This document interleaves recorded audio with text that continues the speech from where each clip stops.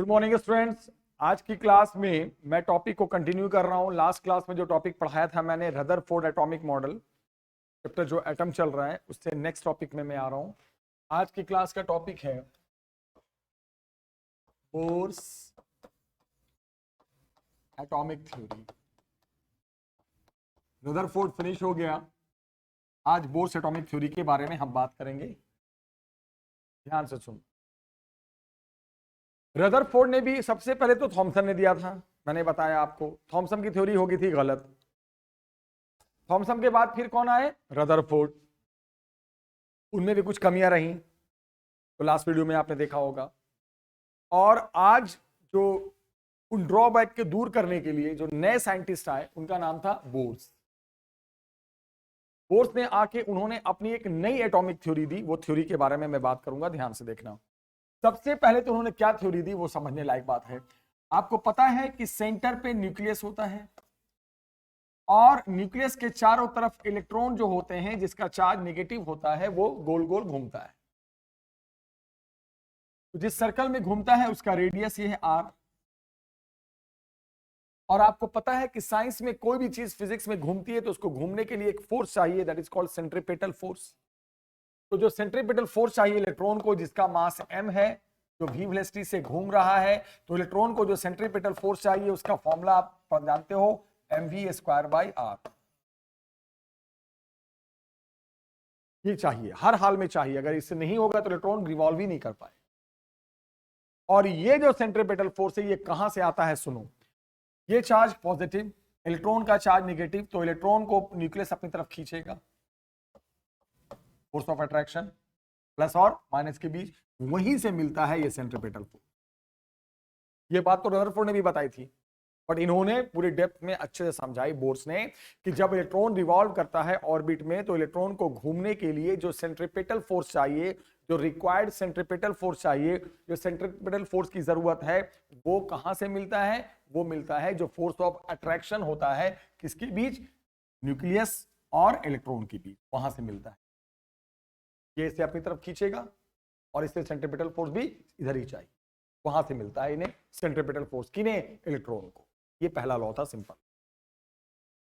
Second क्या बताया उन्होंने जो रदरफोर्ड नहीं बता पाए थे? जो मैंने कहा था ना, रदरफोर्ड ये नहीं बता पाए कि आज जब इलेक्ट्रॉन रिवॉल्व करेगा तो धीरे धीरे एनर्जी को लूज, कोई भी चीज चलती है तो एनर्जी लूज करती है, तो लूज करते करते करते करते उसे न्यूक्लियस में गिर जाना चाहिए। इस चीज को वो डिफाइन नहीं कर पाए थे। कौन? रदरफोर्ड। तो रदरफोर्ड की इस कमी को पूरा किया कि उन्होंने बोर्स ने। बोर्स ने क्या कहा? सबसे पहले तो आप जानते हो फिजिक्स में कोई भी चीज मोशन में होती है तो दो तरह के मोमेंटम होते हैं। एक तो मोमेंटम होता है लीनियर मोमेंटम, जिसे हम मास इनटू वेलोसिटी से इंडिकेट करते हैं, और एक होता है एंगुलर मोमेंटम। एंगुलर मोमेंटम जिसे हम mass into velocity into radius, r भी लगा देते हैं साथ में, तो वो बन जाता है एंगुलर मोमेंटम। तो ये क्लियर है कि इलेक्ट्रॉन तो लीनियर मोशन में है नहीं, इलेक्ट्रॉन तो रोटेशन में है, तो उसके पास एंगुलर मोमेंटम ही होगा। तो क्या बताया बोर्स ने कि इलेक्ट्रॉन उसी ऑर्बिट में रिवॉल्व करेगा। एक बात सुन लो, इलेक्ट्रॉन सारे ऑर्बिट में नहीं रिवॉल्व करता। कुछ ऑर्बिट इलेक्ट्रॉन के लिए डेड ऑर्बिट होते हैं। आप सोचते हो कि सब ऑर्बिट में इलेक्ट्रॉन होता है? ऑर्बिट तो लाखों करोड़ों होते हैं, लेकिन आप सुन लो ध्यान से मेरी बात, इलेक्ट्रॉन उसी ऑर्बिट में रिवॉल्व करता है जिस ऑर्बिट में उसके घूमने से कोई एनर्जी रेडिएट ना हो, there is no radiation of energy, कोई एनर्जी रिलीज ना हो। तो इनके हिसाब से जो एंगुलर मोमेंटम होगा रिवॉल्विंग इलेक्ट्रॉन का, जिसे हम mvr कहेंगे, वो उसी ऑर्बिट में घूमेगा इलेक्ट्रॉन जिस ऑर्बिट में घूमने पे जो एंगुलर मोमेंटम होगा किसका? रिवॉल्विंग इलेक्ट्रॉन का, वो इस वैल्यू को सेटिस्फाई करे, nh/2π, where n is your integer 1 2 3। Basically n का मतलब इंटीजर तो है, ये बताता है ऑर्बिट नंबर कि कौन से ऑर्बिट में है ये ऑर्बिट। तो उन्होंने क्या कहा कि इलेक्ट्रॉन सभी ऑर्बिट में नहीं घूमता है, वो उसी ऑर्बिट में घूमता है जिसमें घूमने से वो एनर्जी को रिलीज ना करे, एनर्जी रेडिएट ना करे, एनर्जी लूज ना करे, और उसी ऑर्बिट में जब तक घूमता है घूमते रहे।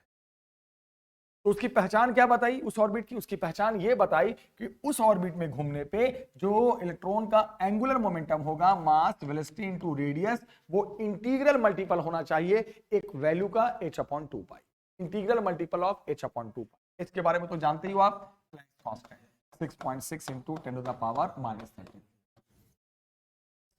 से समझ में नहीं आया ठीक से, थोड़ा दोबारा बताता हूं, सुनो ध्यान से। मान लो मैंने कहा इलेक्ट्रॉन क्या फिफ्थ ऑर्बिट में घूमेगा, पांचवें ऑर्बिट में घूमेगा, तो बोलोगे सर 1 मिनट चेक करके बताते हैं। सर वहां इलेक्ट्रॉन का मास क्या है वो रख दो। इलेक्ट्रॉन का मास तो जानते हो आप 9.1 इंटू 10⁻⁻31। सर इलेक्ट्रॉन किस वेलोसिटी से उस ऑर्बिट में घूम रहा है वो रख दो। सर रख दिया। सर उस ऑर्बिट का रेडियस क्या है, रख दिया। सॉल्व करके एक वैल्यू x आ गई, पूरी की वैल्यू x आ गई। उधर आ जाओ, कौन से ऑर्बिट की चेक हो रही है, फिफ्थ ऑर्बिट का। सर n रख दो 5, रख दिया।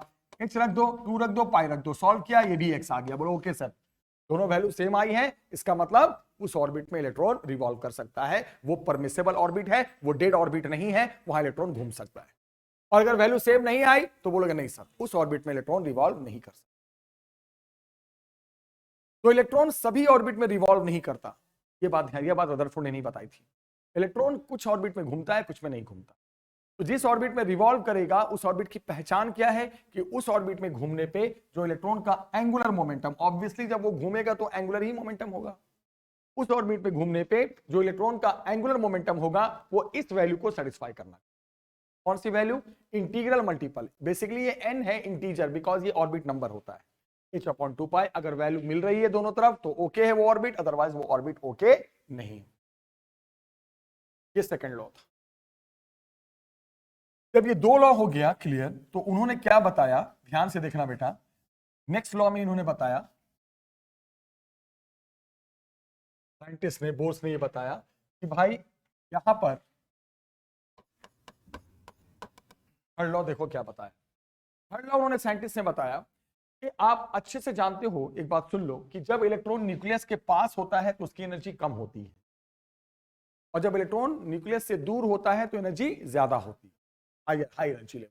तो मान लो इलेक्ट्रॉन के दो एनर्जी लेवल हैं, एक है E2 हाई एनर्जी लेवल, ये एनर्जी कब होगी, जब वो दूर होगा। और दूसरी एनर्जी है E1, ये है लो एनर्जी, ये इलेक्ट्रॉन की एनर्जी कब होगी, जब वो न्यूक्लियस के पास होगा। तो क्या कहा साइंटिस्ट ने, बोर्स ने, कि जब इलेक्ट्रॉन जंप करता है, ये है हाई एनर्जी लेवल,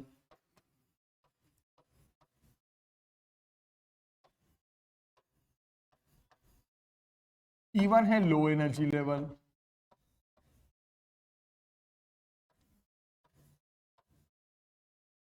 क्या कहा साइंटिस्ट ने कि जब इलेक्ट्रॉन जंप करता है हाई एनर्जी लेवल से लो एनर्जी लेवल में, मतलब दूर से पास। हाई एनर्जी कहां होती है, जब वो न्यूक्लियस से दूर होता है। लो कब होती है, जब वो न्यूक्लियस के पास आता है। तो क्या कहा उन्होंने, जब इलेक्ट्रॉन जंप करता है दूर से पास, हाई एनर्जी लेवल से लो एनर्जी लेवल, तब वो ऑब्वियस सी बात है, जब वो दूर से पास आएगा, ज्यादा एनर्जी लेवल से कम एनर्जी लेवल में आएगा तो एनर्जी को रिलीज करेगा। तो वो जो एनर्जी रिलीज करेगा वो रेडिएशंस के फॉर्म, तभी बनते हैं स्पेक्ट्रम, तभी बनते हैं स्पेक्ट्रम।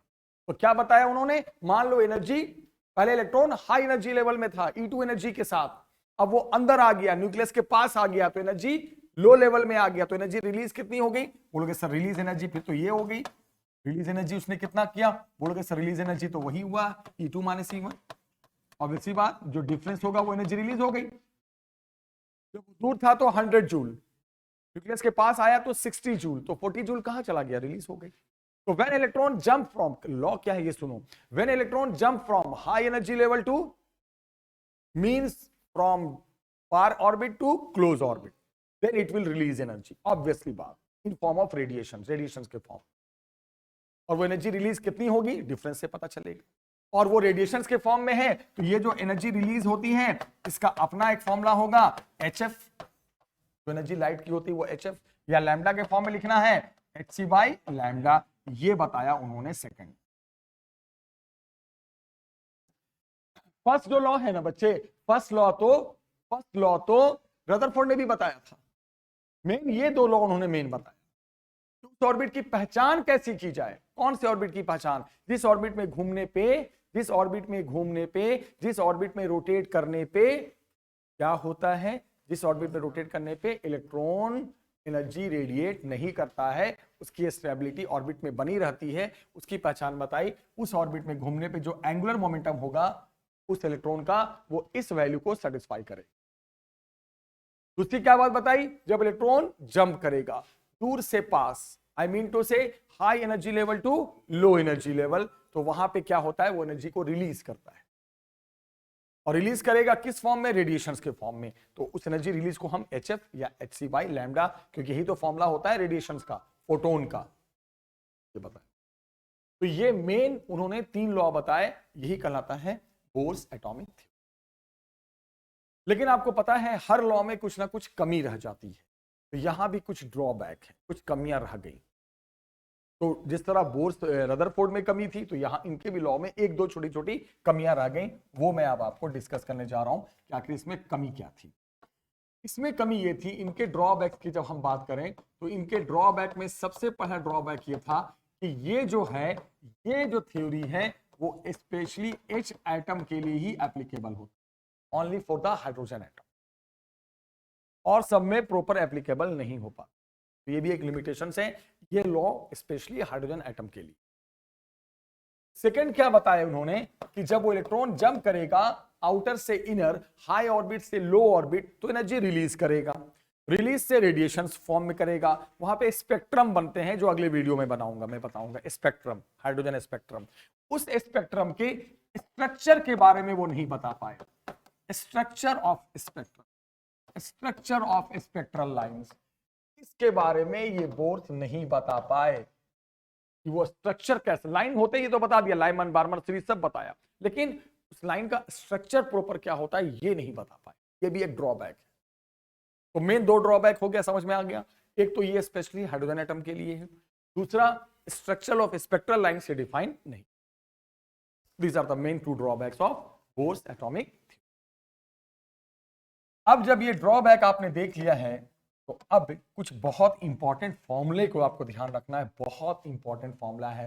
जब इलेक्ट्रॉन मूव करेगा जिस ऑर्बिट में, तो उसका रेडियस हम लेते हैं, क्या मानते हैं, r, और वेलोसिटी ऑफ इलेक्ट्रॉन जब मैं लिखूंगा तो उसे मैं v से लिखूंगा, आप जानते हो इसे v से लिखूंगा, तो जब मैं v लिखूंगा तो रेडियस समझ जाना।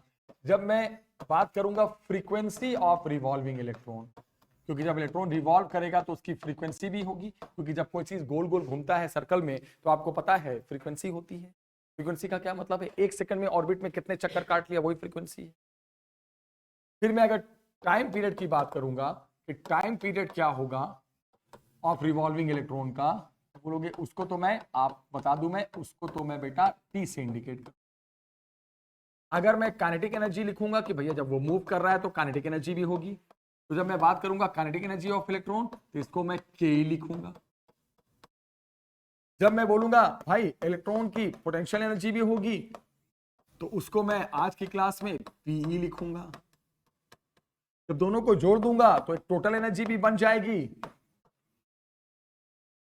तो उसको मैं पीई से लिखूंगा। तो इतने सारी चीजों का जस्ट फॉर्मूला हमें पढ़ना है।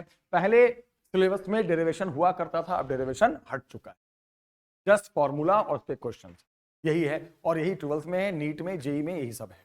तो जितने फॉर्मूले मैं पढ़ा रहा हूं वो ध्यान से देखना। सबसे पहले मैं फॉर्मूला बताने जा रहा हूं रेडियस का। रेडियस किसका, रेडियस ऑर्बिट का। किस ऑर्बिट का, जिस ऑर्बिट में इलेक्ट्रॉन रिवॉल्व करता है उसके रेडियस का फॉर्मूला पढ़ाने जा रहा हूं। सबसे पहला फॉर्मूला है n² z into 0.53, n² z into 0.53 angstrom में लिया जाता है, मीटर में लोगे तो 10⁻⁻10।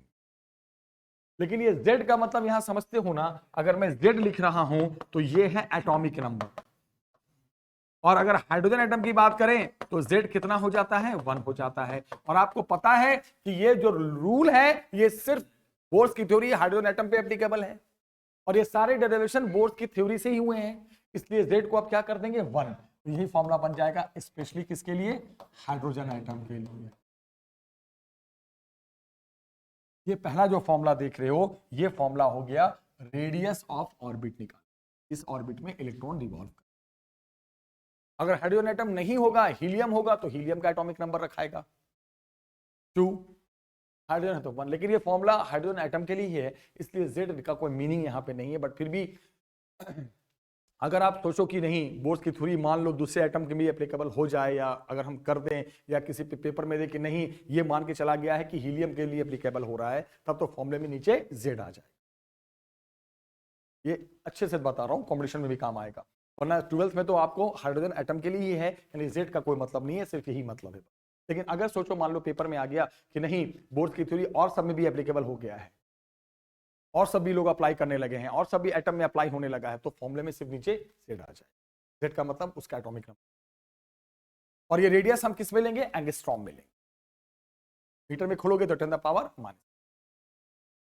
फिर ये आया कि जब इलेक्ट्रॉन रिवॉल्व करेगा तो उसकी वेलोसिटी भी होगी, ऑब्वियसली बात है उसकी वेलोसिटी भी होगी। तो वेलोसिटी का सिर्फ फॉर्मूला याद रखना बेटा, वेलोसिटी का फॉर्मूला भी बताया गया 2.2 इंटू 10⁻6। इसकी वेलोसिटी की बात कर रहे हैं, इलेक्ट्रॉन के रिवॉल्यूशन की वेलोसिटी का फॉर्मूला है अपॉन n और इंटू जेड। वही बात है ना, जेड कब लगाएंगे? जब बोल दे कि नहीं ये और सब एटम पे भी एप्लीकेबल है, तब तो जेड का रोल है, अदरवाइज जेड का रोल नहीं है। सिर्फ हाइड्रोजन एटम की बात कर देंगे अगर हम, ये तो हो गया, और सिर्फ हाइड्रोजन एटम की बात कर देंगे बेटा तो क्या आ जाएगा 2.2 इंटू 10⁻6 अपॉन n। ठीक है,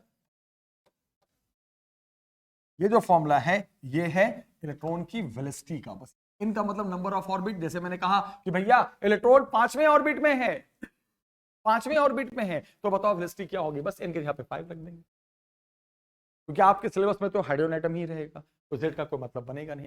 अगर बोल दिया नहीं कोई और एटम है तो उसका एटॉमिक नंबर भी रखना पड़ेगा। तो ये किसका फॉर्मूला है? हर इलेक्ट्रॉन के वेलोसिटी का, जिससे वो रिवॉल्व कर। अब वेलोसिटी की जब बात हो गई तो अब हम बात करेंगे बेटा फ्रीक्वेंसी। फ्रीक्वेंसी का मतलब समझते हो, number of revolution per second. इसका फॉर्मूला होता है 6.6 into 10⁻15 upon n cube. n का मतलब समझते हो ना, नंबर ऑफ ऑर्बिट, और इंटू जेड स्क्वायर। फिर वही बात आ रही है, जेड का मतलब आप समझो, जेड तब तक नहीं अप्लाई करेंगे जब तक बोले नहीं कि हाँ ये किसी और पे भी एप्लीकेबल है, तब तो उसका, वरना हाइड्रोजन एटम का होगा तो जेड का तो कोई मतलब बनता ही नहीं।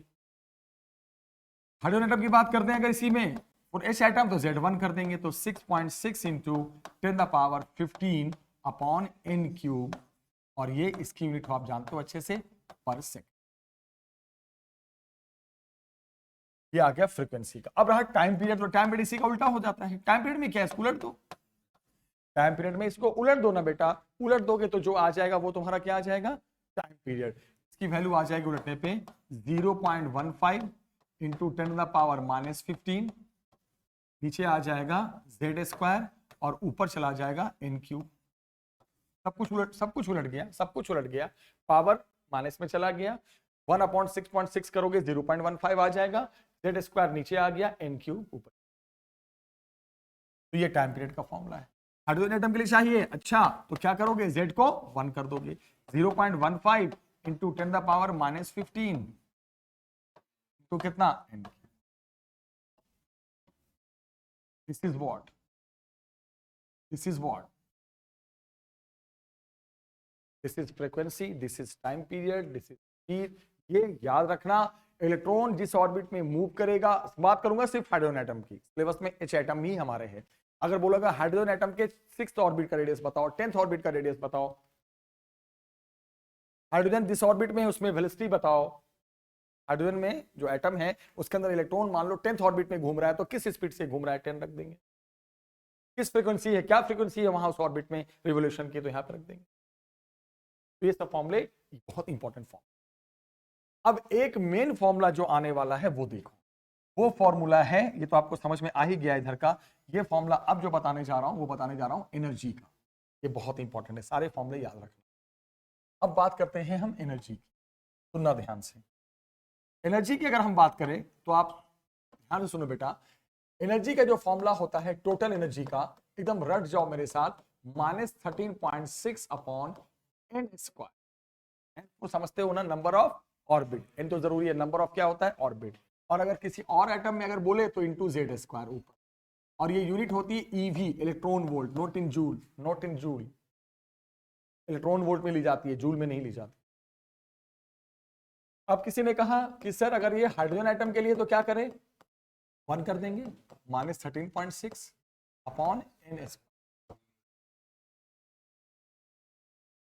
ये टोटल एनर्जी का।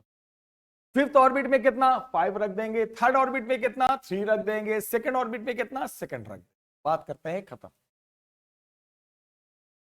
अब रही बात काइनेटिक, नहीं बोलो, किसी ने कहा नहीं इलेक्ट्रॉन की टोटल एनर्जी मत बताओ मेरे को, काइनेटिक एनर्जी बताओ। तो याद रखना टोटल एनर्जी में माइनस लगा देते हैं, तब ट्रिक है याद रखना। टोटल एनर्जी में माइनस लगा दोगे ना बेटा, वो बन जाती है इलेक्ट्रॉन की काइनेटिक एनर्जी। जस्ट रिलेशन याद रखना। फिर किसी ने कहा नहीं मुझे पोटेंशियल एनर्जी बताओ, क्योंकि आपने इलेक्ट्रोसाइंस में पढ़ा होगा, फिर दोबारा भी वीडियो देख लेना कि जब किसी भी सिस्टम में 2 चार्जेस होते हैं, जोड़े बनते हैं, तो वहां पे पोटेंशियल एनर्जी आ जाती है। तो यहाँ पे सिस्टम में 2 चार्ज क्या है, एक तो न्यूक्लियस और एक इलेक्ट्रॉन, तो पोटेंशियल एनर्जी भी आ जाएगी। फॉर्मूला कुछ नहीं याद रखना, सीधे टोटल एनर्जी को डबल कर देना, इससे बेस्ट नहीं हो, यही सब आएगा पेपर। मैंने कहा भाई थर्ड ऑर्बिट में क्या होगी पोटेंशियल एनर्जी, बोलोगे सर 1 मिनट, थर्ड ऑर्बिट में पूछ रहे हो, पहले n3 रखकर आप टोटल एनर्जी निकाल देंगे, कितना हो जाएगा, 3 का स्क्वायर 9, डिवाइड करके जो आना है निकाल दिया, वो निकल गया कौन सा एनर्जी, टोटल, और उसमें डबल चिपका देंगे, पोटेंशियल आ जाए। काइनेटिक क्या होगा सर, माइनस चिपका। तो ये जो इतने आपने पॉइंट्स देखे बेटा, ये सारे के सारे जो पॉइंट्स हैं, ये सारे टोटल एनर्जी, टोटल एनर्जी याद रखिए। अब जो पढ़ा रहा हूं वो सुनो। जब इलेक्ट्रॉन फर्स्ट ऑर्बिट में होता है, फर्स्ट ऑर्बिट में, तो उसे कहते हैं कि वो ग्राउंड स्टेट में, ये सभी चीज याद रखना। कब कहेंगे कि इलेक्ट्रॉन ग्राउंड स्टेट में है, जब वो फर्स्ट ऑर्बिट में होता है, तो एटम के अंदर माना जाता है कि वो इलेक्ट्रॉन ग्राउंड स्टेट में। और जब इलेक्ट्रॉन सेकंड ऑर्बिट में चला जाता है बेटा, तो उसे कब जाएगा, नीचे से ऊपर जा रहा है, तो इसका मतलब एनर्जी उसको रिलीज नहीं बल्कि और दिया गया है, ले भाई तू जा आगे जा। तो इसको कहते हैं, जब सेकंड ऑर्बिट में जाता है तो इसे कहते हैं फर्स्ट एक्साइटेड स्टेट। इलेक्ट्रॉन पहले एक्साइटेड स्टेट में है, पहले ऑर्बिट से चला गया दूसरे ऑर्बिट में। जब इलेक्ट्रॉन थर्ड ऑर्बिट में जाएगा बेटा, तो इसे कहेंगे सेकंड एक्साइटेड स्टेट। जब इलेक्ट्रॉन फोर्थ ऑर्बिट में जाएगा बेटा, इसे कहेंगे थर्ड एक्साइटेड स्टेट। जब इलेक्ट्रॉन 5वें ऑर्बिट में जाएगा बेटा, इसे कहेंगे फोर्थ एक्साइटेड स्टेट, याद रखना। तो जिस ग्राउंड स्टेट में होता है तो उसे कहते हैं ग्राउंड स्टेट। जब फर्स्ट ऑर्बिट में होता है तो ग्राउंड स्टेट में है, सेकंड में गया तो फर्स्ट एक्साइटेड, थर्ड में गया तो सेकंड एक्साइटेड, फोर्थ में गया तो फिफ्थ में गया तो फोर्थ एक्साइटेड। एक्साइटेड स्टेट ऊपर जाता है, ऊपर की तरफ जाता है, हाई एनर्जी लेवल में जाए, एक्साइट होके तो ऊपर ही जाएगा, और बेचारा रिलीज करके रोते हुए नीचे आएगा। तो अब ये सब चीजें आपको बहुत अच्छे से समझना, और मैं आपको एक बात बताने जा रहा हूं, सुनिए। मान लो फर्स्ट ई, अब मैं टोटल एनर्जी में टी नहीं लगाऊंगा, सिर्फ ई लिखूंगा। मान लो मैंने कहा E1 बताओ, E1 का मतलब हो गया एनर्जी इन फर्स्ट ऑर्बिट, इसके लिए है हाइड्रोजन एटम के लिए, राइट। तो n बराबर 1 रखो, बहुत सिंपल, n 1 रखोगे तो 1 ही रहेगा। फर्स्ट ऑर्बिट की एनर्जी आ गई -13.6 eV। मैंने कहा मेरे को एनर्जी चाहिए सेकंड ऑर्बिट में, सेकंड ऑर्बिट का मतलब फर्स्ट एक्साइटेड स्टेट। बोलोगे sir first excited state, n2 रखोगे, 2 2 जा 4, -13.6 by 4, -3.41 eV। फिर किसी ने कहा मेरे को थर्ड ऑर्बिट में चाहिए, तो थर्ड ऑर्बिट का मतलब सेकंड एक्साइटेड स्टेट, टी रखोगे, 3 स्क्वायर कितना हो जाएगा 9, जब आप डिवाइड करोगे इससे तो एक फिक्स वैल्यू आ जाएगी -1.51 eV। तो लोग याद रखते हैं, आप भी याद ही कर लेना इस सबको। फिर किसी ने कहा मुझे फोर्थ ऑर्बिट में बताओ, फोर्थ ऑर्बिट का मतलब हो गया थर्ड एक्साइटेड स्टेट, इसका मतलब यहां 4 रखोगे, 4 का स्क्वायर 16, डिवाइड करोगे तो एक फिक्स वैल्यू आ जाती है 0.85 eV। सब लोग याद कर लेते हैं, 5 ऑर्बिट तक तो याद ही रखते हैं। किसी ने कहा मुझे फिफ्थ ऑर्बिट में बताओ, फिफ्थ ऑर्बिट का मतलब फोर्थ एक्साइटेड स्टेट, यहां पे n रखोगे 4, 16 से डिवाइड हो जाएगा और आ जाएगा 0.54 वोल्ट eV। ऐसे वैल्यू सब आती हैं, बस आगे पीछे हो सकता है बट ज्यादातर यही सब वैल्यू होती है। देखना, डिवाइड करके देख लो। तो ये सब 4-5 ऑर्बिट तक तो मुझे वैल्यू याद रख ही लेते हैं हम लोग, नहीं है तो आपको रख के निकालना पड़ेगा, वरना 4-5 ऑर्बिट तक तो याद ही रखना चाहिए। तो ये सब एनर्जी होती है इलेक्ट्रॉन्स की अलग अलग ऑर्बिट में, और आपको पता चल गया कि कौन सा एक्साइटेड स्टेट होता है, कौन सा ग्राउंड होता है। क्लियर? अब ध्यान से मेरी बात को सुनना।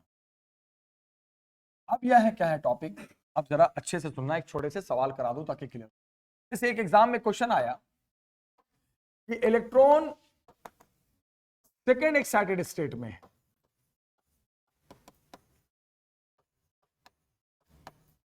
से वो फोर्थ एक्साइटेड स्टेट में चला गया।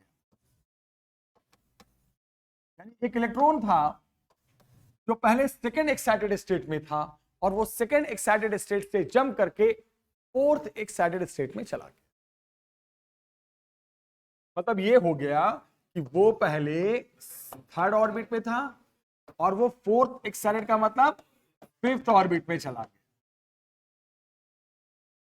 ठीक है, तो दोनों ऑर्बिट में आप दोनों ऑर्बिट के रेडियस का रेशियो बताओ, दोनों ऑर्बिट के रेडियस का रेशियो। तो बोलोगे सर रेडियस के फॉर्मूले में आपने बताया था कि रेडियस n स्क्वायर के डायरेक्टली है, फॉर्मूला में साफ दिख रहा है आर जो है ऑर्बिट नंबर के स्क्वायर के डायरेक्टली है, यानी सर आर जो है वो n स्क्वायर के डायरेक्टली है। इसका मतलब फाइनल ऑर्बिट का रेडियस अपॉन इनिशियल ऑर्बिट का radius is equal to final orbit के नंबर का square upon initial number of orbit के स्क्वायर।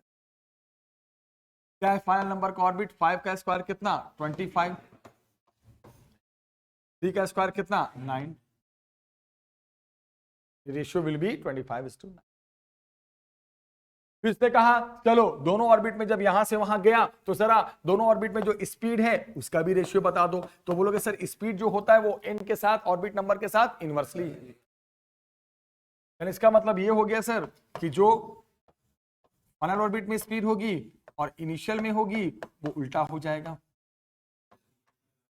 उल्टा हो जाएगा, इनवर्सली है। तो इनिशियल ऑर्बिट का नंबर कितना है 3, तो 3/5 आंसर आ जाएगा सर। किसी ने कहा नहीं भाई दोनों ऑर्बिट में जब इलेक्ट्रॉन जाएगा और रिवॉल्व करेगा तो उनकी फ्रीक्वेंसी का रेशियो बताओ, फ्रीक्वेंसी ऑफ रिवोल्यूशन का। तो फ्रीक्वेंसी सर देखो साफ n क्यूब के इनवर्सली है, फ्रीक्वेंसी का जो रिलेशन है वो n के साथ क्यूब का है। तो बोलोगे सर फ्रीक्वेंसी तो n क्यूब के साथ इनवर्सली है, तो आप बोलोगे सर इसका मतलब फाइनल ऑर्बिट की फ्रीक्वेंसी और जो पहले ऑर्बिट में था उसमें रिवोल्यूशन की फ्रीक्वेंसी उल्टी हो जाएगी, इनिशियल का क्यूब और नीचे फाइनल का क्यूब। अब इनिशियल क्या है ऑर्बिट नंबर 3, 3 बार करो 27, फाइनल है कितना 5, 3 बार करोगे 120। क्लियर, रेडियस का रिलेशन n के साथ क्या है n स्क्वायर के डायरेक्टली, v का क्या है n के साथ इनवर्सली, f का क्या है n क्यूब के साथ इनवर्सली। तो पूछ सकता है कि इलेक्ट्रॉन पहले इस ऑर्बिट में था अब इस ऑर्बिट से उस ऑर्बिट में चला गया, तो दोनों ऑर्बिट के रेडियस का रेशियो बताओ, दोनों ऑर्बिट के स्पीड का रेशियो बताओ, दोनों ऑर्बिट में जो इलेक्ट्रॉन रिवॉल्व कर रहा है उसकी फ्रीक्वेंसी का रेशियो बताओ। तो आपको ये पता होना चाहिए कि किसका रिलेशन किसके साथ क्या है, ये तो आपको पता ही होना चाहिए, तभी आप कर पाओगे, अदरवाइज नहीं कर पाओगे। तो फॉर्मूला तो आपके पास है ही, जो मैं हटा रहा हूं तो फॉर्मूला की जरूरत नहीं है अब, तो फॉर्मूला तो आपके पास है, बस इतना ध्यान रखना है। एक मैं बता दूं कि orbital radius number of orbit number के स्क्वायर के डायरेक्टली, वेलोसिटी जो इलेक्ट्रॉन की होती है वो ऑर्बिट नंबर की वेलोसिटी, फ्रीक्वेंसी जो होता है, और एनर्जी की बात करूं अगर एनर्जी की तो वो n स्क्वायर के ऑर्बिट नंबर के साथ क्या रिलेशन होता है, ऑर्बिट के रेडियस का, इलेक्ट्रॉन की स्पीड का, इलेक्ट्रॉन की फ्रीक्वेंसी का, इलेक्ट्रॉन की एनर्जी। अब मान लो इसी सवाल में एनर्जी का भी रेशियो पूछ देता है, बोलते सर 2 मिनट की बात है, तो आप एनर्जी के साथ क्या रिलेशन है n का सर ऑर्बिट नंबर के स्क्वायर का इनवर्सली, मतलब फाइनल ऑर्बिट में इलेक्ट्रॉन की एनर्जी और जो इनिशियल में था उसकी is equal to initial orbit number का स्क्वायर और फाइनल, इनिशियल क्या था 3, तो 3 का स्क्वायर कितना हो गया 9, फाइनल कितना हो गया 5, 5 का स्क्वायर कितना हो गया 20। तो बोलेगा कि अभी इस ऑर्बिट में अब उस ऑर्बिट में चला गया, तो दोनों ऑर्बिट में रेडियस में ऑर्बिट के क्या रेशियो में है, स्पीड, ये सब कुछ भी पूछ सकता है। सिंपल रिलेशन याद रखना, ऑर्बिट नंबर के साथ सबका रिलेशन। तो ऐसे भी क्वेश्चंस आते हैं। अब जैसे मान लो एक क्वेश्चन आया, सुनना एग्जांपल कराने जा रहा हूं।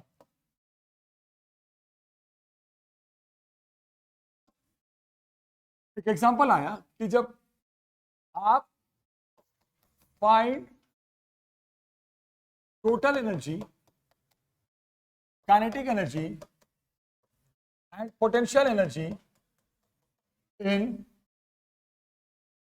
छोटे छोटे क्वेश्चंस आते हैं इसमें, बहुत आसान सा चैप्टर है। Find total energy, find kinetic energy, find potential energy, सब पूछ दिया। सेकेंड एक्साइटेड स्टेट, अच्छा सेकेंड एक्साइटेड स्टेट मतलब कौन से ऑर्बिट की बात है? थर्ड। तो सबसे पहले टोटल एनर्जी निकालेंगे एकदम साइलेंट होकर, -13.6 upon n square EV, n3 रखेंगे, चलिए नीचे आ जाएगा 9। अगर आप वैल्यू भूल गए हो तो पूरा सॉल्व कर लेना, और जब इसको सॉल्व करोगे तो आप, मुझे लगता है वही वैल्यू आएगी जो मैंने आपको याद कराया था, -1.51 EV। ये वैल्यू आ गई टोटल एनर्जी। अब टोटल एनर्जी आ गया, काइनेटिक पता करना है, बच्चों वाली बात है, बच्चों वाली बात है, माइनस लगा दो, माइनस ऑफ टोटल एनर्जी, ये आ गया +30.6 EV, सॉरी +1.51 है ना वैल्यू, 1.51 EV। मान लो किसी ने पूछा पोटेंशियल एनर्जी बता दो सर, तो जो भी टोटल एनर्जी उसका सीधे डबल कर देंगे सर, इसका डबल कर दोगे 3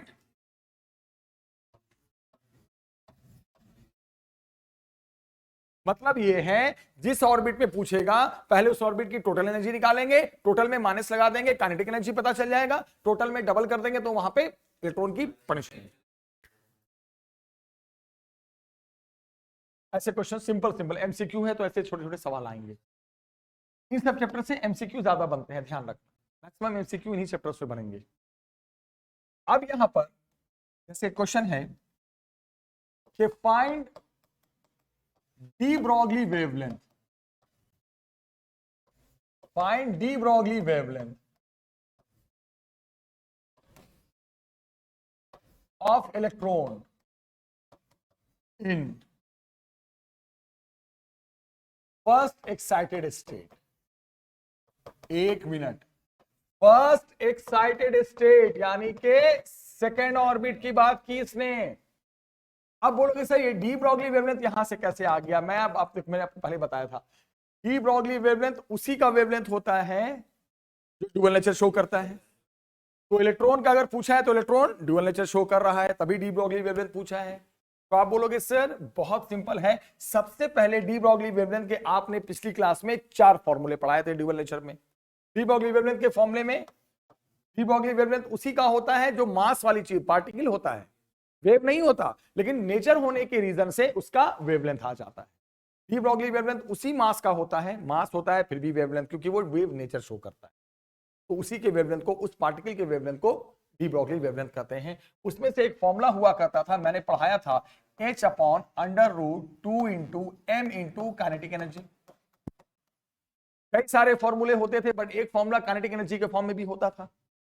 यहां पे वही वाला फॉर्मूला उठाएंगे, क्यों? क्योंकि इलेक्ट्रॉन की पहले हम क्या निकालेंगे? Kinetic energy. अब आप ब्रेन क्या लगाओ, कौन से ऑर्बिट में पूछा है? सेकंड। तो सेकंड ऑर्बिट में सबसे पहले आप टोटल एनर्जी निकालोगे, वो मैंने पढ़ाया था, -13.6 upon 2 square, n square 2 square हो गया, सारा हाइड्रोजन एटम के लिए है। सॉल्व करोगे तो वही आ जाएगा बेटा, -3.41 EV आ गया, ये तो टोटल निकल गया। अब टोटल से सीधे आप काइनेटिक एनर्जी निकाल दोगे, माइनस कर दोगे इसको, टोटल एनर्जी पढ़ाया, माइनस हो जाता है इसका, कितना आ गया? 3.41 EV। फिर आप बोलोगे सर अब आप एक काम करो, इस काइनेटिक एनर्जी को ध्यान से देखना, 3.41 EV है, इसे जूल में बदल दो। अब तो 1.6 × 10⁻⁻19 जूल, क्योंकि ये पहले से भी जानते हो कि अगर 1 इलेक्ट्रॉन वोल्ट को कभी भी जूल की एनर्जी में जाना है, जूल के यूनिट में जाना है, तो आपको 1.6 × 10⁻⁻19 से मल्टीप्लाई करना पड़ेगा। तो ये जब सॉल्व करेंगे तो ये काइनेटिक एनर्जी जूल में आ गई। हमें तो निकालना है डी ब्रॉगली वेवलेंथ इलेक्ट्रॉन का उस ऑर्बिट में, सीधे उठा के ये फॉर्मूले में आ जाएंगे। तभी तो मैंने, क्योंकि डी ब्रॉगली वेवलेंथ के 4 फॉर्मूले में से एक फॉर्मूला काइनेटिक एनर्जी के फॉर्म में था, और कई निकालने का हमारे पास है पैटर्न, अब निकाल के यहां पुट कर देंगे। क्लियर? लेकिन जब आप पुट करोगे तो ईवी में नहीं, जूल में बदलना पड़ेगा। पुट करने के लिए जूल में बदलना पड़ेगा, तभी मैंने जूल में बदला। तो डी ब्रॉगली वेवलेंथ क्या है? h का मतलब 6.6 × 10⁻⁻34 अपॉन √2 मास इलेक्ट्रॉन का 9.1 into 10 to the power -31 into के अभी आया है के 3.41 into 1.6 into 10 to the power -19, एक बहुत लंबी चौड़ी वैल्यू आएगी। 2 मास के। अब आप सॉल्व करोगे बहुत सिंपली, नंबर को अलग कर लो, पावर को अलग सॉल्व करो, नंबर को अलग कर लो, पावर को अलग करो। तो 6.6 upon under root 2 into 9.1 into 3.4 into 1.6 into हो गया।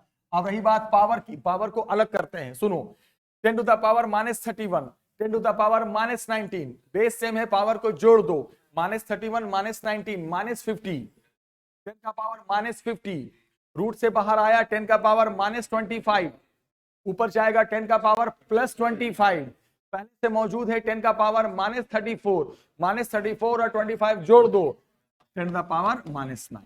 ये वेवलेंथ इतना मीटर में आ गया। बाकी सब सॉल्व करते हैं। क्लियर? आपसे क्या पूछा था? De Broglie wavelength. बोलोगे सर डुअल नेचर का चैप्टर यहां भी मिक्स होगा, बिल्कुल मिक्स होगा। इलेक्ट्रॉन डुअल नेचर शो करता है तो डी ब्रॉगली वेवलेंथ पूछेगा। अब कौन से ऑर्बिट पे पूछा है वो पता चल गया। उस ऑर्बिट में पहले क्या निकाल दो? Total energy. टोटल एनर्जी को माइनस लगाकर काइनेटिक एनर्जी, जूल में बदलकर फिर रखकर डी ब्रॉगली वेवलेंथ। तो ये सब जितने क्वेश्चंस कराए वो सब एटॉमिक थ्योरी पे थे। अब इसमें सिर्फ एक टॉपिक बचा है, कुछ क्वेश्चंस और कराऊंगा नेक्स्ट वीडियो में। वो टॉपिक है स्पेक्ट्रल लाइंस, हाइड्रोजन स्पेक्ट्रम। आप वीडियो को देखो, एक बार दो बार, जितनी बार देखोगे उतनी बार समझ में आएगा। और एग्जाम्स क्लोज है, तैयारी सभी लोग करो। नेक्स्ट वीडियो में नए टॉपिक के साथ मिलते हैं बच्चे, तब तक टेक केयर।